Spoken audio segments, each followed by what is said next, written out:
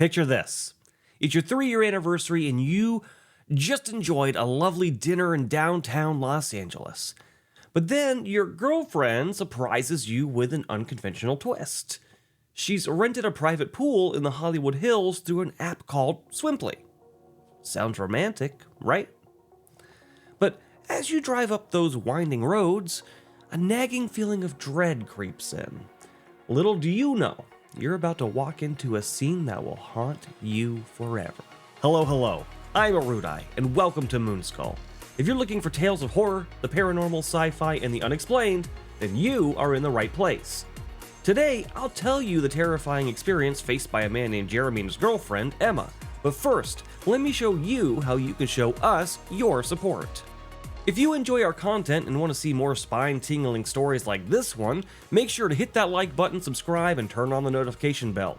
Your support keeps the darkness here alive at Moonskull. Also, consider leaving a tip at our tip page linked down below. Now, let's get back to Jeremy's chilling story.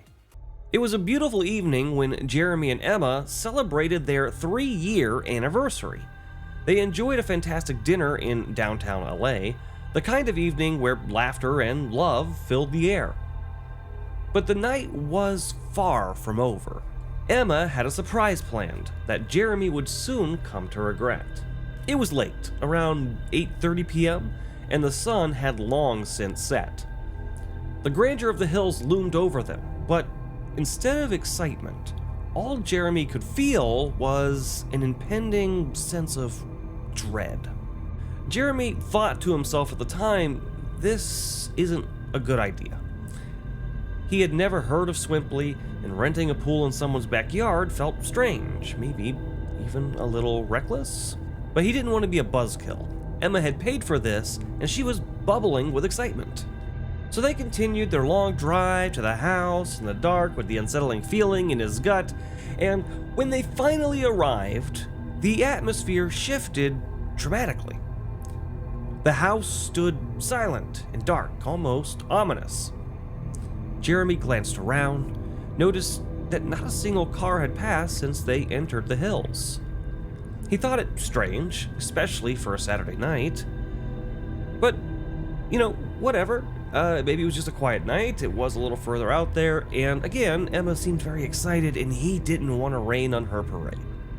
They approached the backyard, where they were supposed to have the pool all to themselves for a whole 2 hours. Jeremy input the code into the gate, but to his surprise, it swung open without needing the code at all.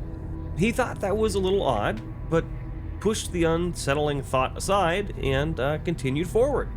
The backyard revealed a pool, partially covered by a tarp, and a jacuzzi that seemed inviting. But the chill in the night air made him hesitant to dive in. He felt an overwhelming sense of vertigo, a whispering intuition that something just wasn't right. He couldn't shake this feeling as he looked into a dimly lit house where shadows seemed to dance behind closed curtains. The evening continued in somewhat of an eerie silence. The only sounds that came were from the wind rustling in the trees and the unsettling slapping of the tarp against the pool. But they decided to get into the jacuzzi to escape the cold. Still, even with the warmth of the jacuzzi, Jeremy couldn't shake the creeping feeling that they were being watched.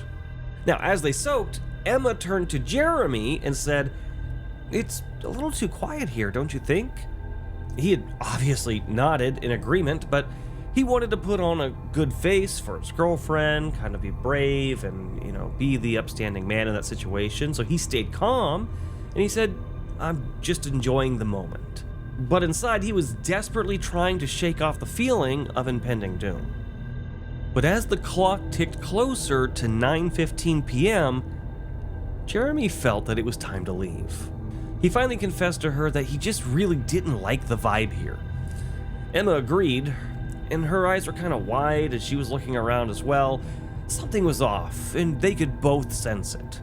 They made their way towards the bathroom in the backyard to change, but Jeremy felt a shiver run down his spine as the hairs on the back of his neck began to stand on end. It felt like someone or something was watching them. In a rush to leave, they reached the gate when suddenly Emma exclaimed, "Oh shit!" Confusion clouded Jeremy's mind.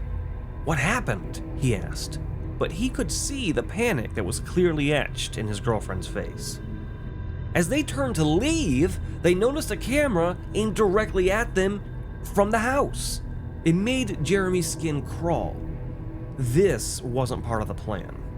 Why is a camera here? He was thinking to himself, panic rising in his chest. With adrenaline pumping, Jeremy scooped Emma up and they bolted towards the gate, their hearts pounding.